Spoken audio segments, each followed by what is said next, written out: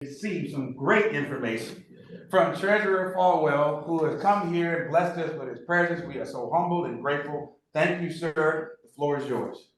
Thank you, and Happy New Year, everybody. Happy New Year. Thank you for having me. I'm joined with my security detail today, Tim Mays. Tim, as you know, was the head of HR for the city of Charlotte for his career, and then became the head of HR for the North Carolina Department of Commerce, and that's where he and I met several years ago. So thank you for shadowing me today. This is my 7th presentation this morning, and 2 of them are on national TV. So it's great to be with you. But I've been here before, and I don't want to go over a lot of stuff that I've gone over before. I want to really spend a lot of time talking from my heart.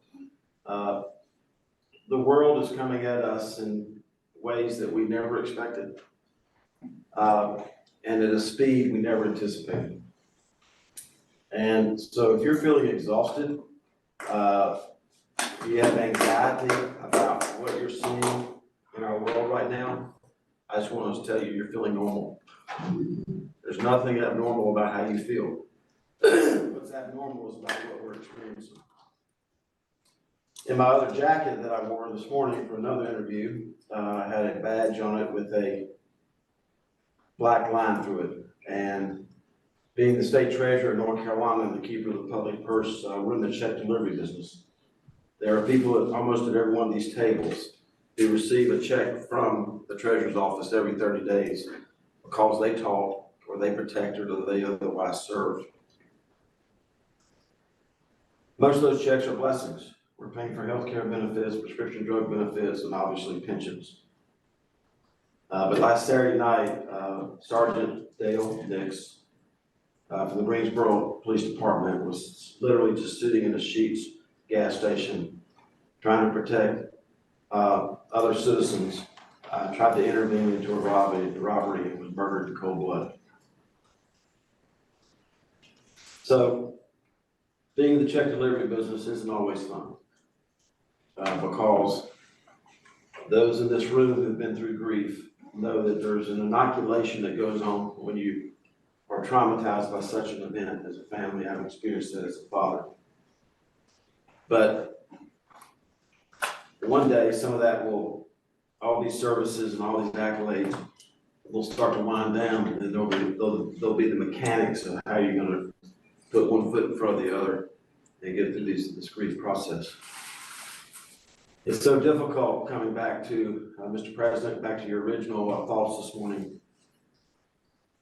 I've been racing motorcycles 47 years, and I pulled a lot of things behind vehicles, like some of you might have.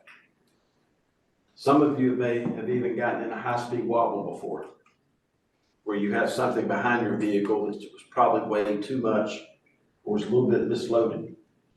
So you're going down the road, and all of a sudden this thing starts swapping ends.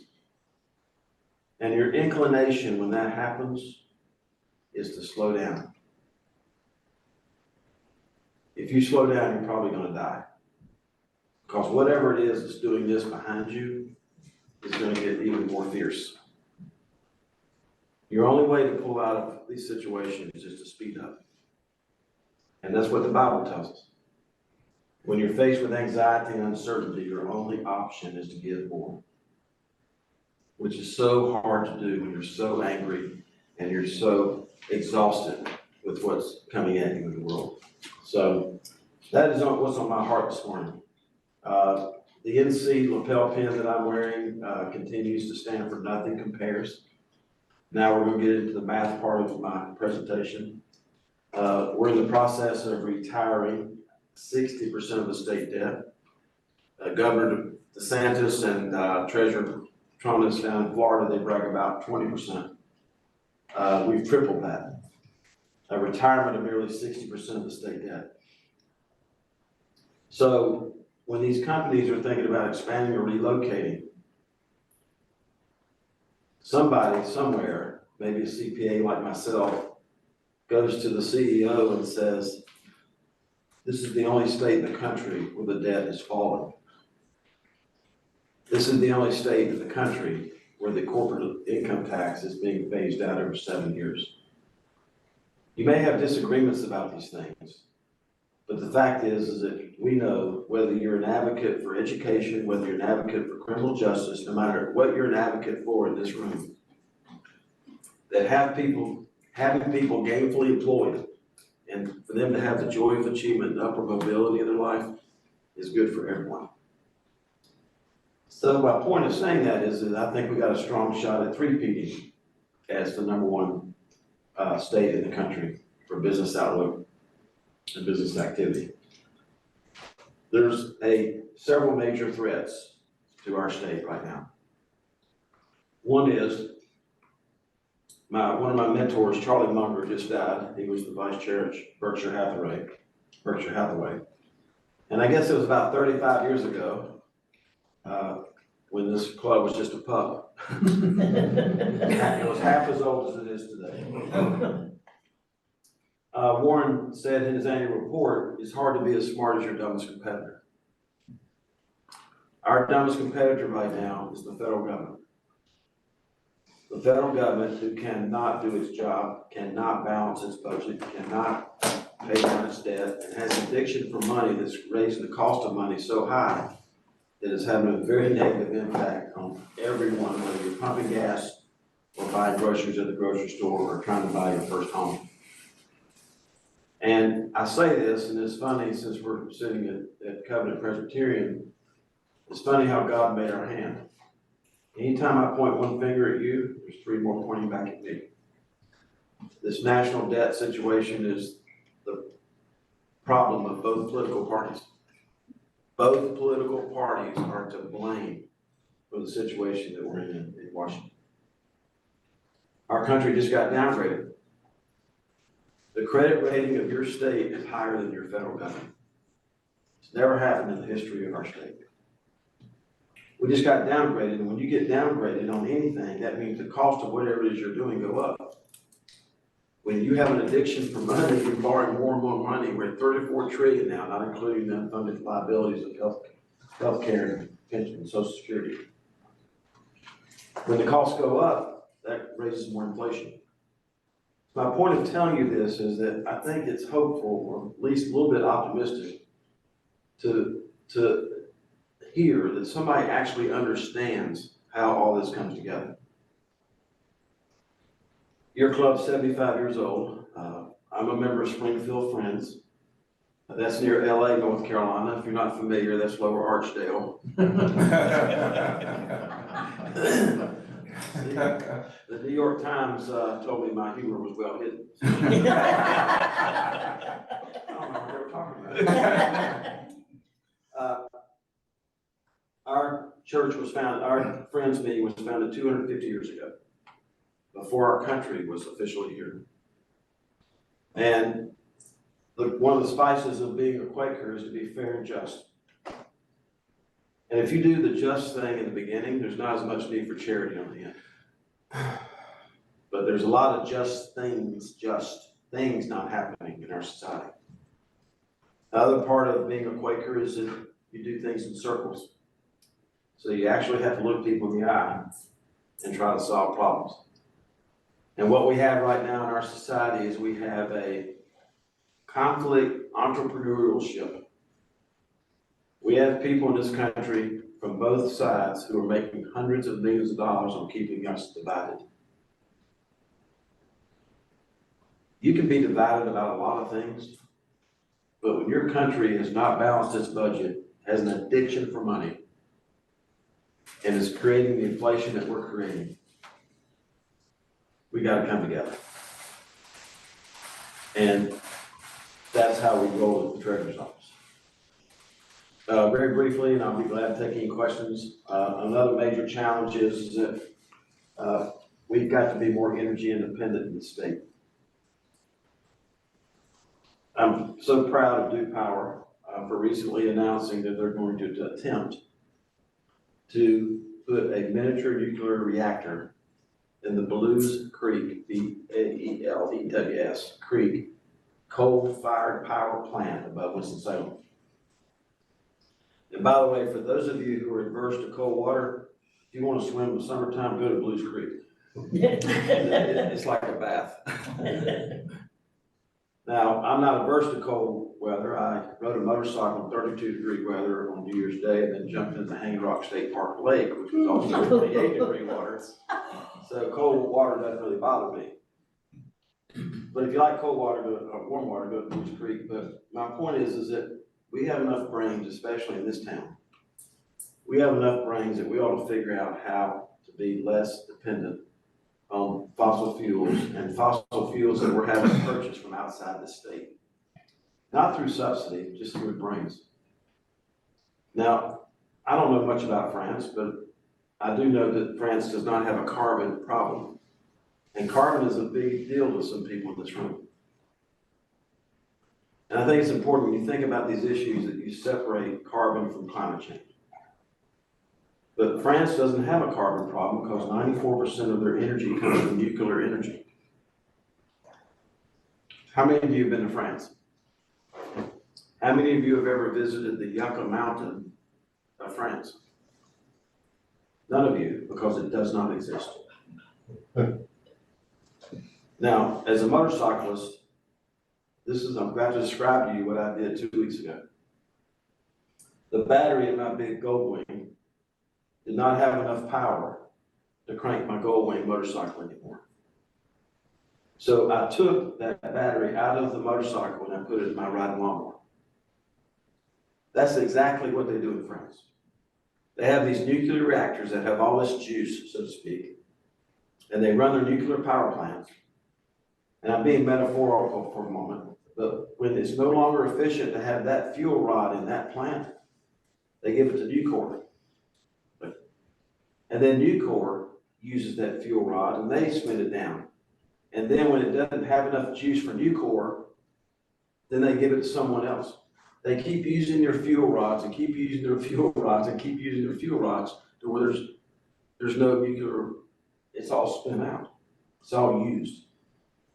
We've got to get to this situation in our state. And the second part is natural gas. You've heard of the Joe Manchin pipeline, probably, Senator Manchin in West Virginia. So this pipeline is bringing natural gas from West Virginia into Chatham, Virginia, and it's going to be operational about 4 months from now. But then there's going to be a 20-inch spur line called the Mountain Valley Pipeline, 82 miles. And the right-of-way is probably from here to that window over there. That's the total right-of-way for this pipeline. And it's going to bring this natural gas from Joe Manchin State into Chatham, Virginia, and down into here, into Reedsville, Greensboro, and Bevan, Graham, Burlington. It has been almost an act of Congress to get this to take place. This pipeline was 320 miles long when they got it all built for about 8 miles of it. And then people got involved and tried to stop it. 2 minutes? Yes. Okay.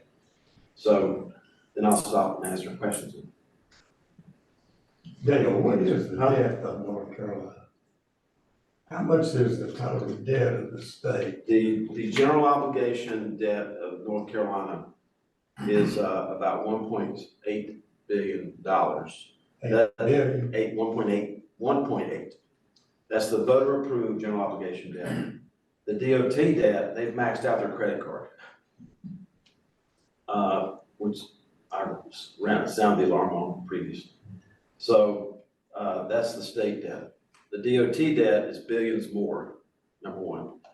Number two, we have a $32 billion, a $29 billion unfunded healthcare liability associated with the health benefits of public service workers, where money was never put aside for that promise that was made to folks. And then the pension liability, even though the pension plan hit $118 billion yesterday, it has about a $10 billion. How much is in the rainy day fund, which I'll call $6 billion. $6 billion? Yeah. So you could cover. Yes, but I don't get to make those decisions as the treasurer. The General Assembly makes those decisions. Yeah. Well, how do you pay on the debt? You use interest from somewhere, or does it come from the general fund, or how do you? It comes from economic activity and tax revenues, and great question. All of you voted for the something called Connect NC. Connect NC didn't have anything to do with roads. It had to do with community colleges and parks and other kinds of things. You all voted for that bond. Then they came up with this thing called Build NC. The Build NC should have been the Connect, and the Connect should have been the Build. But the last $400 million of that $2 billion bond that y'all approved, I went to the General Assembly and I said, since we have these surpluses, why do we go through the expense of issuing more debt? Why don't we just fund these projects by writing a check for them? So that's what they did. The second thing, I know I'm looking at your watch, so I'll just, Just want to be respectful of our speaker. oh, I thought I was the speaker. You should have just, Joey didn't tell you that? I'm sorry. No worries at all. Who's our speaker? She's online. She's online.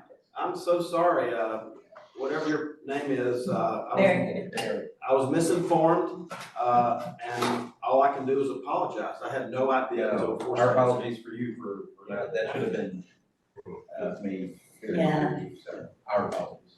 Okay, I'll stand down.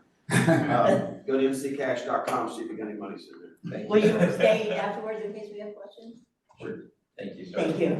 Awesome. And I definitely had some. So, I'll try. Yes. Okay. Yes. I am going to introduce our speaker today, this is very interesting. Mary and I have actually never met. We became friends on Facebook and developed a relationship there. I was really totally impressed by a journey physically and mentally, emotionally, a journey that she undertook last year, going from Cairo to Cape Town, Cairo, Egypt to Cape Town, South Africa, in support of a global, it's an organization, a nonprofit called Global Bike. And Mary did this all on bicycle.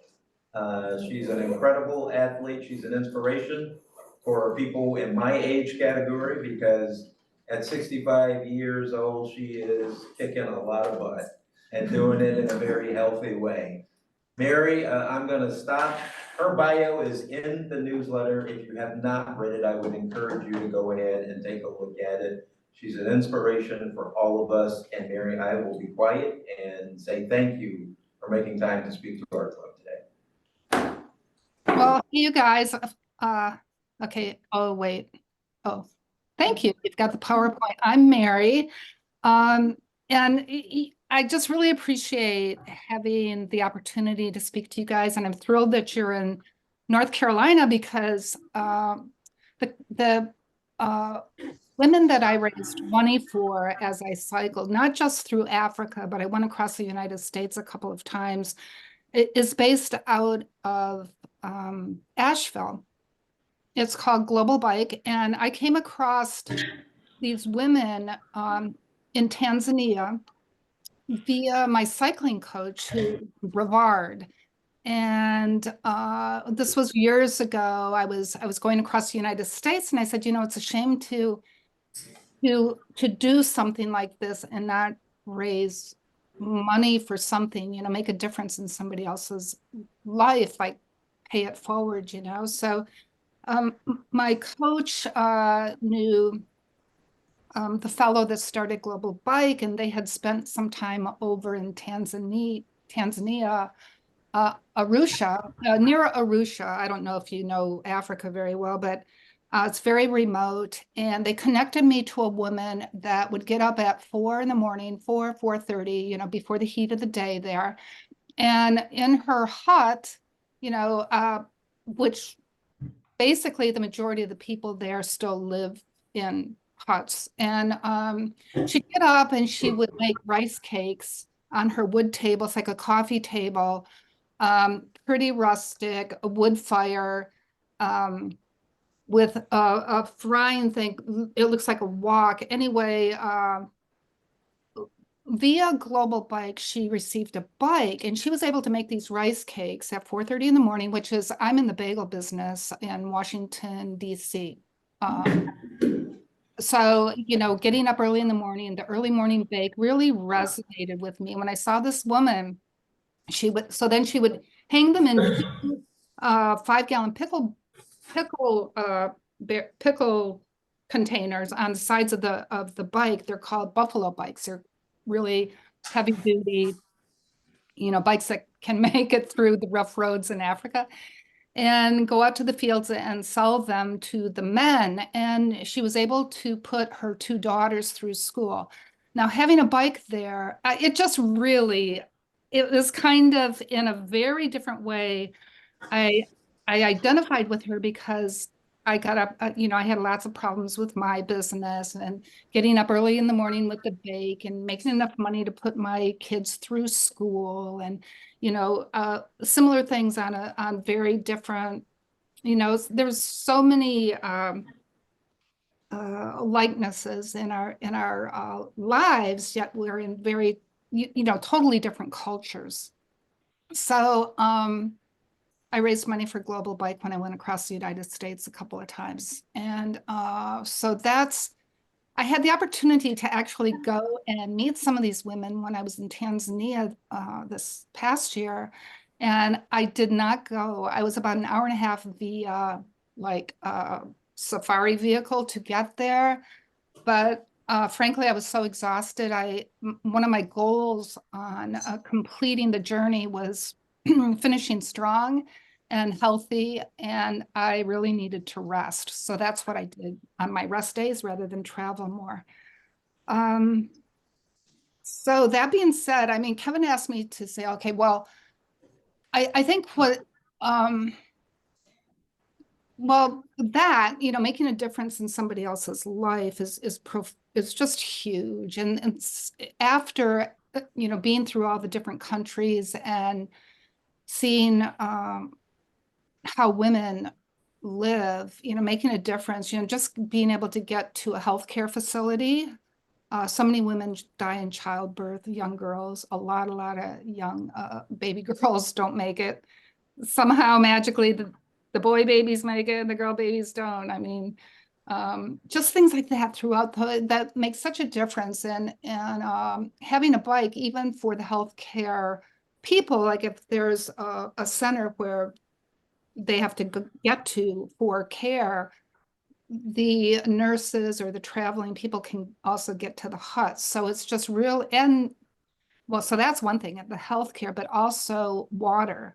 So, I mean, imagine, having to walk, 3 miles for your water. And it's very common in many parts of the bush. So it was really pretty amazing and heart wrenching and heartwarming, going through the journey. So, Kevin, how do you want to do this? Do you want to have people ask questions or? Yeah, why don't you, if you don't mind, Mary, you got about 12 slides, I think. If you want to talk through the slides, Sure. that would be great. And I would especially like for you to make comments on, you mentioned the impact on women, like some of your observations about women in places like Egypt. Just your observations and some of the Sure. impact that you had. Sure. Pretty much what you've been doing. And a map. We're gonna see the map. Yeah, sure. And Asking each first of all, other. our group, yeah, that's me.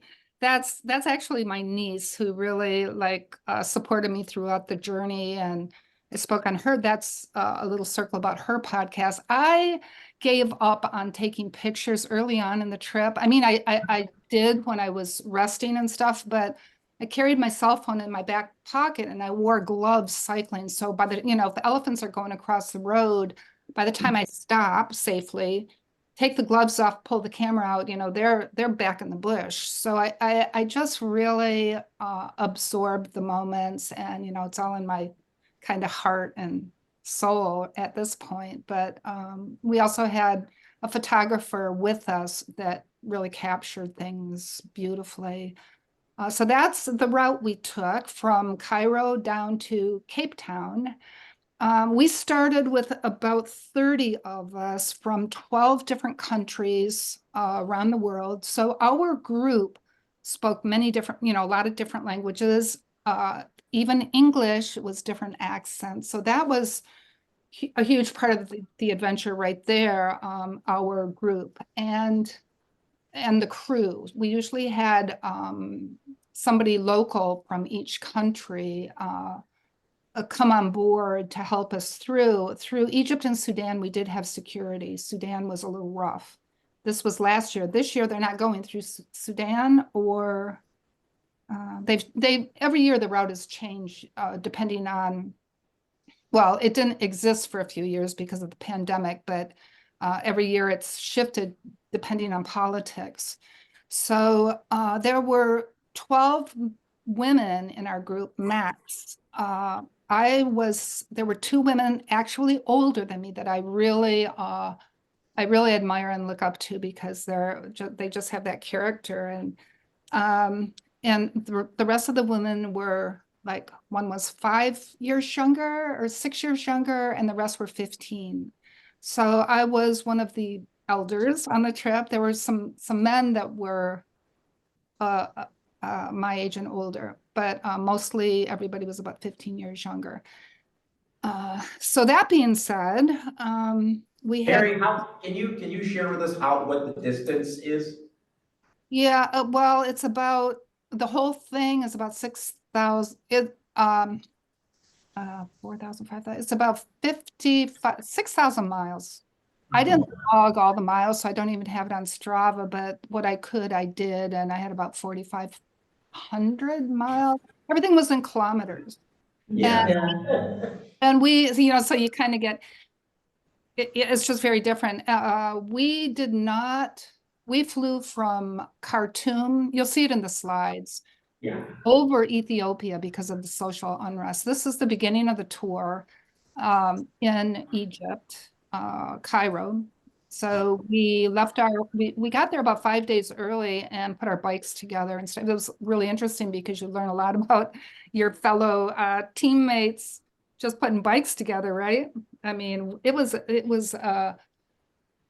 it's just, it was so amazing because it raised my level of expectations for myself, because the people were so amazingly diverse and cool. And I would say I was one of the under-traveled people in my group. Many of them were quite adventurous and athletic and accomplished in a lot of stuff, So this is the Red Sea.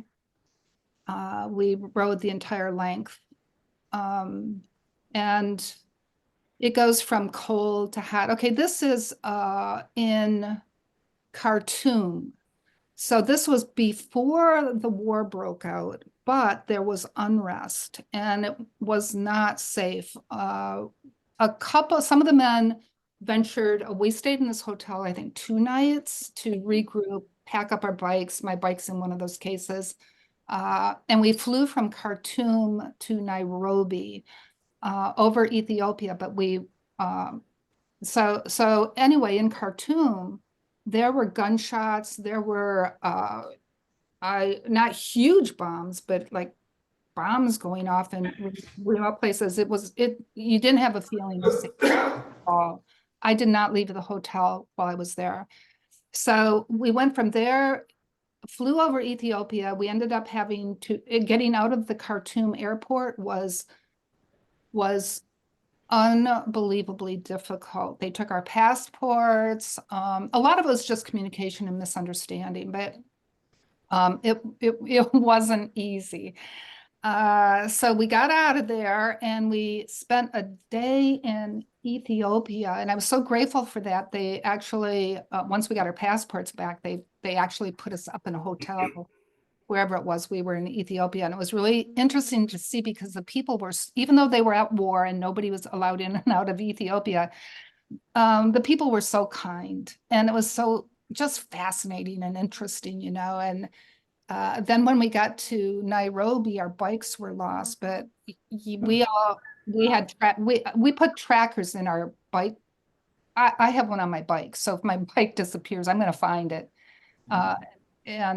So we knew our bikes were there, but the people at the airport didn't realize our bikes were there. We got our bikes, but it was a long, long night. And then we made it to what was after that? I think we were in Kenya, no, Tanzania, Kenya. Okay, this is a little further down. The picture up on the left is actually in Nairobi.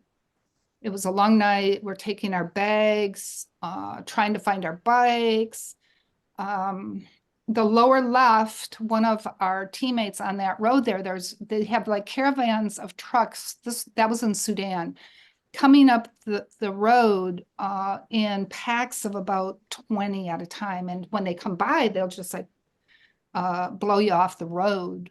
There are no rules to the road for bikers. So, you have to be really careful. And on the side of this road, there's a huge drop in the gravel. You can't really tell by looking at it, whether it's soft or hard, or even though we have appropriate bikes and stuff. Anyway, one of the guys freaked out, tipped over, and he broke his collarbone or shoulder, broke a bunch of stuff, and he ended up having to leave the tour. He was a big Canadian fellow. It was really kind of a sad day, but we were all there elevating our consciousness and trying to heal him as quickly as possible, but he ended up having to leave. The middle photo is exactly how it was on that road, wind and trucks. Now, it was interesting too, through Sudan, that is the major thoroughway for transporting goods from South Africa, well, from lower in Africa all the way up to Egypt, human trafficking, all kinds of stuff. And you can kind of see that inside the lower right. For some reason, we were in a bus being transported somewhere, and you can see the inside of the bus with all the frills and the lace, and it's very typical of that part of the country. But it was pretty obvious that human trafficking was happening. You saw men, any of the stops, lots of men, but on some of those buses there were women. Up in the right corner, the camels, I believe that's Sudan too. See a lot of camels now. We camped. So, every night we would ride all day and then set up our tents and camp, and we were out in the desert. And we did have the opportunity to go to some of the locals' homes. And it was kind of interesting because the men would speak, and their wealth is based on how many camels or mules and boys that they had. So it was just kind of interesting. Then one of our group asked, well, where are the girls? The girls are back in the kitchen, and they might have 14 boys and 2 girls. So the girls did the majority of the work.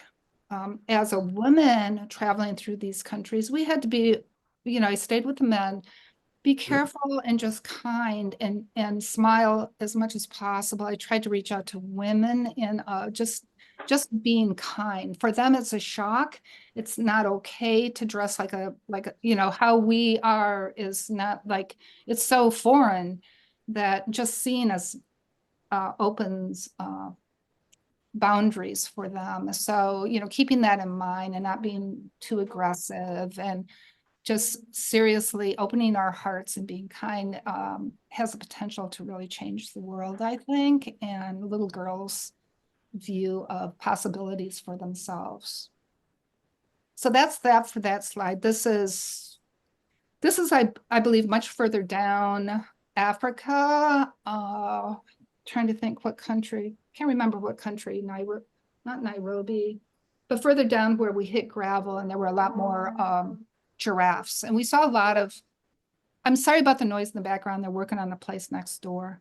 I thought the picture said something about Tanzania, but I wasn't sure. It looks like Tanzania. Well, it could be many places in Africa. Honestly, I saw giraffes in a lot of countries, but I'm looking at the road, and it does not look like Tanzania. But so anyway, Yeah, you can scooch to the next one. There were lots of giraffes and things. This was, I believe, Malawi, and throughout Africa and all of the countries, basically, we were surrounded by youth, by children, and I would say the majority boys. You can see on the top or left a lot, just we went from desert to elevation and lush greenery and rolling hills and different kinds of animals uh, uh, and the children. So we would, pull into a camp. Often it would be a field of a school that we used for camping.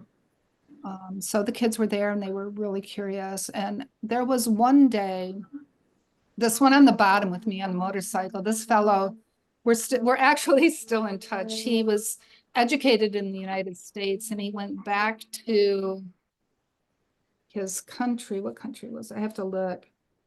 I believe it's not, what comes after Malawi? Zambia, Botswana? Anyway, he was a gold miner, and you could see this town that he lived in, it was just so different than the other parts of Africa because there were roofs, there were actually fuel stations, there was more wealth as we would know it. And I don't know, I had a rough day the day before. I got caught in a storm. I had about 20 kilometers to go, and it got really cold and was mudslides, and I was alone, and I had all the oh gosh, you just name it. But I found a local guy, and then there was descending. So it's like I'm riding my bike in a river, totally kind of getting cold, and I didn't have enough of the right gear on me to. I don't want to stop because then I'd really get cold. So I got behind this local guy, and I figure he knows the roads, right? He has sandals on, no clip-in pedals or anything like that, but I know he knows the road, so I just like pulled in behind him. I had to brake because I usually go fast, but I'm just following his wheel to stay safe, which was one of my goals, was not to wipe out or get sick or whatever. And got to the I got into the camp that night, and we had it was mud and surrounded by kids, and no bathroom facilities, nothing. And, we had to eat and then get up real early the next morning. We had a huge climbing, like the upper left the next day. And so that day I'm standing, I don't know, I went half the route and I had a huge climb before lunch. We have a truck that would stop usually about halfway through. And I just stopped at the bottom of the mountain and I'm looking at it and I'm thinking, I need help. I just thought, I need help. I just was so not in the mood to ride my bike up this mountain for lunch. And so this fellow pulled up on his motorcycle and he said, "Are you okay?" And I said, "Yeah, I'm okay, but I need help."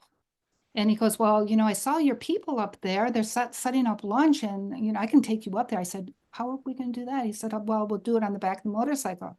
So two other locals were walking by and they helped to strap my bike on the back and he gave me a ride up. We had so much fun laughing and telling stories, and his wife's name's Maria and he has 3 kids and, the whole thing. And I got to learn some about the gold mines there, which good on him. He's paying it back, bringing his family in to help work and build their community. So that's about it for that. This is more. Well, lower left is Nairobi, which looks very familiar, the sand dunes and stuff. I'll tell you, riding through, lower left and the middle photo are both Nairobi. And it was really, really rough cycling through Nairobi because it's hot. The roads are really rough. You're riding like it was pretty brutal.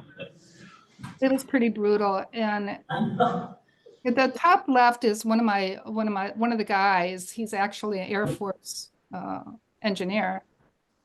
He was sitting by the baboa tree right there, and he hung his stuff up to dry. We'd hand wash, or when we took a shower, we would wash our stuff if we had water.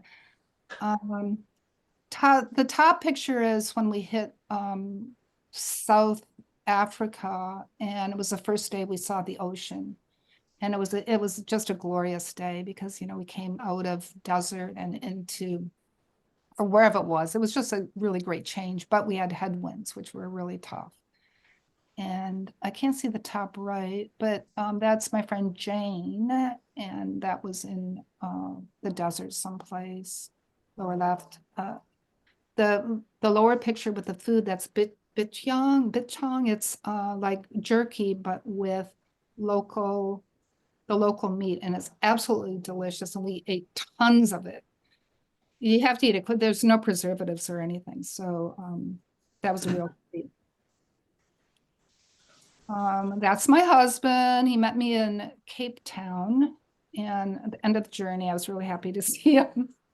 I couldn't have done it without like just a great husband. And there were many times through I remember I was in Nairobi and I was just I was exhausted. And he said, well, there's so he would research for me because our internet, we didn't have Wi-Fi half the time. So it was difficult being in touch with anybody. And he would research like that I could go to. So I went to the Hemingway Resort and got like the best massage and stuff like that. But I think I could write a book on massages in Africa because I would go in the bush in the small towns and there were always like beauty salons.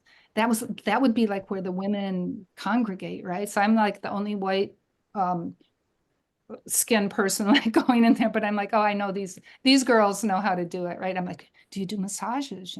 Can you, and they always took care of me, and it was so much better and very inexpensive. It cost like nothing. I'm like, if I can support these women, let's do it, and oh, it was just great. So I met a lot of women that way, just finding out where the women, where their spas were, where they were doing their hair and stuff. So that was pretty cool. Yeah, so that's yeah, that's kind of all the same. That was the ocean back there. Is that it for the pictures? It is, yeah. Oh, One of the questions Kevin asked me was, how do you prepare for something like this? And honestly, what lit my fire, I was at a training camp in Tucson and we went around the room and everybody was like, what are your goals? And mine was Tour d'Afrique because it's from my perspective, the hardest of the 7 epics for a cyclist, the 7 epics, 7 continents. And you have to do them in a certain direction. Like the way I did the United States doesn't count. You have to do it north to south, that kind of thing. So I said that, and some of the cyclists fell off their chairs and were like, Tour d'Afrique, you can't do that. And I'm like, whoa, that right there. Somebody tells me I can't do something. I'm like, oh, well, let's figure out a way, You could never have told me how, it was epic just getting to Cairo and starting because business, family, you name it. But it lit my fire. And I was like, what's the most challenging thing I can do for me to be the best version of me in my life? And it's these kind of challenges and learning more about the universe and people. And I had planned to go 2 years, 3 years earlier, and the pandemic hit, and I had already I'm like, I can't keep training like this on a bike. So I racked my brain, and I thought, well, what can I do to really be the best team player possible? And so I worked on my business, and I was doing all, the bagel business and all of that at the same time. But I thought really a meditation and being able to heal myself, because it's not like if you're going to get sick or injured, it's when on this kind of thing. So I wanted to be able to heal. So I got big into TM, well, started with TM and then Dr. Joe Dispenza. I'm an advanced meditator, and I really practiced for a couple of years doing this. And then I'm also really big into biohacking and growing younger. And so I got a human potential coaching certification, which is like a lot of biohackers. And I'm also a creativity coach. So I just kind of kept learning as much as I could. And I'll tell you, it really paid off because about 2 months in, when exhaustion hit and all of us started acting out in odd ways that aren't really how how we would, like in normal circumstances, act. But I had the wherewithal, and I trained myself enough to be able to have my voice and stop some of the dysfunctional stuff in its tracks. So I became a real leader on the trip because of that. I call it's sort of a calm radiance and pacing, learning to really pace yourself. I stayed away from group. I love group riding with people that know the biking skills, but here we had people from all over the world, and they did not like, really, and it takes a long time to be able to ride wheel on wheel with other people, that kind of thing. So I rode solo a lot, or with, 2 or 3 other people, and that's much more difficult than if you have a team of like at least 2 other people where you can help each other. What else? So, Would you do it again? in a blink, actually, they're on their way there right now. They're starting about a week later and going a different route, Rwanda and Uganda, so they'll see gorillas, but I'm not sure it's going to be rough. I have friends, one girlfriend that's doing it, and so I've been giving her all the tips of, stuff. But it's just transformational, taking the leap, and just, I don't know, it's really broadened my perspective on just about everything in my life. I've had Mary, to. other than the gentleman there who gave you the ride, have you remained in contact with any of the other people there that you met? No. Well, actually, a couple of early on, and some coffee stuff, places like huts where I got coffee, and there were young kids on their phones, and I connected with them on Instagram.